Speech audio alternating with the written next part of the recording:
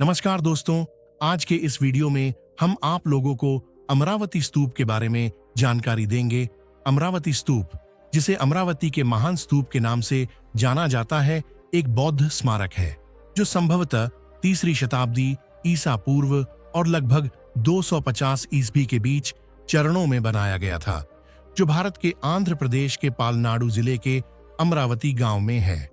यह स्थल भारतीय पुरातत्व सर्वेक्षण के संरक्षण में है। इस स्थल से प्राप्त महत्वपूर्ण मूर्तियां अब भारत और विदेशों के कई संग्रहालयों में हैं। कई मूर्तियां काफी क्षतिग्रस्त हो चुकी हैं। अधिकांश मूर्तियां उथली उभरी हुई हैं। स्तूप या महाचेन साइट से सबसे पुराना शिलालेख ईसा पूर्व की शुरुआती शताब्दियों का है। अमरावती के मुख्य निर्माण चरण 2 मुख्य अवधियों में आते हैं, जिसमें रेलिंग और स्तूप के चारों ओर नक्काशीदार स्लैब शामिल हैं। इन स्लैबों को आमतौर पर ड्रम स्लैब कहा जाता है, क्योंकि उन्हें स्तूप के आधार के चारों ओर रखा गया था, जिसका आकार एक गोलाकार ड्रम के समान है।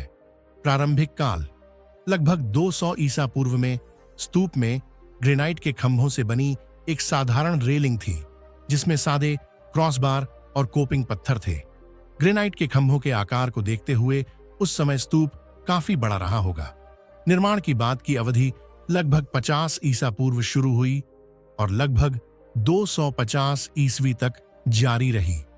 इस अवधि को अकीरा शिमदा ने महान चूना पत्थर की रेलिंग के कुछ हिस्सों को सौंपी जा सकने वाली तारीखों के आधार पर 3 चरणों में विभाजित किया है। पहला चरण 50 से 1 ईस्वी है और सांची स्तूप प्रवेश द्वारों के समान अवधि है। दूसरा चरण 50 से 100 ईस्वी है, जो करली चैत्य और नासिक में पांडवलेनी गुफाओं के समान अवधि है। नागार्जुन कोंडा मूर्तिकला के साथ तुलना के आधार पर तीसरा चरण लगभग 200 से 250 ईस्वी है। कुछ अन्य प्रकार की मूर्तियां और भी बाद के समय की हैं, लगभग 7वीं या 8वीं शताब्दी की, और उनमें खड़े बोधिसत्व और देवी शामिल हैं। अमरावती इस समय के बाद भी सक्रिय रही। शायद 13वीं शताब्दी तक कृष्णा और गोदावरी नदियों के बीच का क्षेत्र 2री शताब्दी ईसा पूर्व से बौद्ध धर्म के लिए एक महत्वपूर्ण स्थान था। 200 ईसा पूर्व में सम्राट अशोक के शासनकाल के दौरान एक बौद्ध स्तूप का निर्माण किया गया था, जिसमें शाक्य मुनि बुद्ध की कहानी बताने वाले पैनल उकेरे गए थे। मूर्तियों की कहानी, उनकी खोज, दुरुपयोग और विनाश, और बाद में संरक्षण और विभिन्न संग्रहालयों को वितरण सहित शिमदा द्वारा मार्मिक रूप से वर्णित किया गया है। बौद्ध धर्म के पतन की अवधि के दौरान इस स्तूप की उपेक्षा की गई और इसे मलबे के नीचे दबा दिया गया।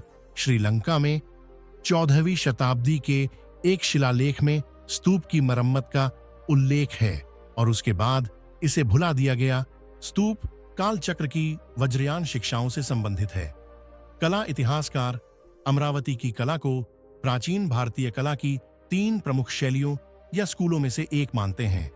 अन्य 2 मथुरा शैली और गंधारण शैली हैं। अमरावती कला स्कूल का श्रीलंका और दक्षिण पूर्व एशिया की कला पर बहुत प्रभाव था। इसका दक्षिण भारतीय मूर्तिकला पर भी प्रभाव था। चीनी यात्री और बौद्ध भिक्षु ह्वेन त्सांग ने 640 ईस्वी में अमरावती का दौरा किया।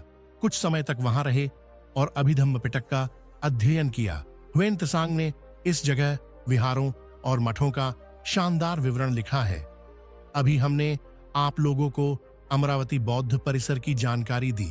अगर आप लोगों को जानकारी अच्छी लगी हो तो कृपया लाइक, शेयर और चैनल को सब्सक्राइब जरूर करें। धन्यवाद।